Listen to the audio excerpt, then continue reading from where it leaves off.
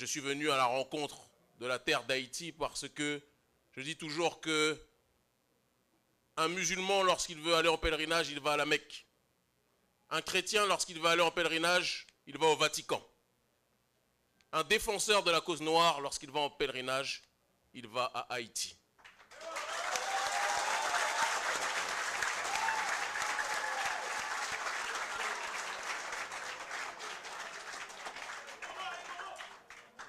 Haïti est diabolisé parce que Haïti est le symbole pour le peuple noir de la liberté. Haïti est diabolisé.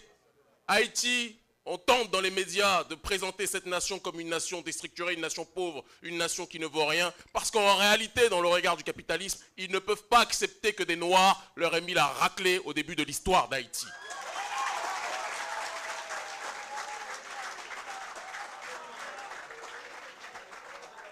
Beaucoup de personnes pensent qu'il est mieux pour un Haïtien d'aller chercher bonheur à Miami, qu'il est mieux pour un Haïtien d'aller chercher bonheur en France ou aux États-Unis.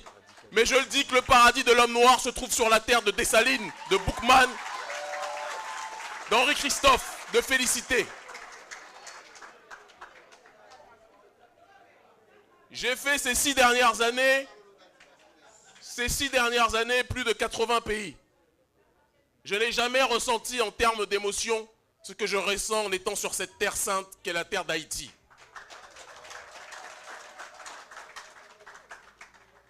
Je pourrais me présenter en quelques mots, mais je pense que la meilleure façon de se présenter, comme le disait Socrate, pour une fois on va citer un blanc, Déjà dans l'attaque, hein? C'est d'être déjà dans cette dynamique d'échanger avec le peuple parce que c'est la juxtaposition des idées, à partir de cette juxtaposition que jaillit la lumière. J'ai commencé à débattre lorsque j'étais dans la rue, en région parisienne, en confrontant mes idées à d'autres personnes, en confrontant mes idées avec des frères, en confrontant mes idées avec des blancs, qui peuvent être des frères aussi de temps en temps, et en confrontant même mes idées lorsque j'ai été par la suite dans une démarche d'avancer dans ce combat, lorsque j'étais condamné par les autorités françaises parce qu'ils trouvaient notre discours trop radical, et bien souvent quand le colon ou quand le capitaliste juge quelqu'un de radical, c'est que celui-ci est radicalement dans la bonne direction, il faut aussi le préciser.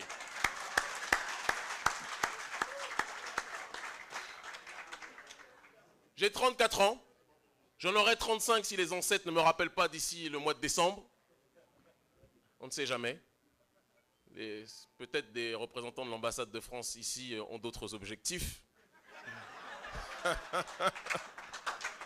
Et je leur passe le bonjour aussi.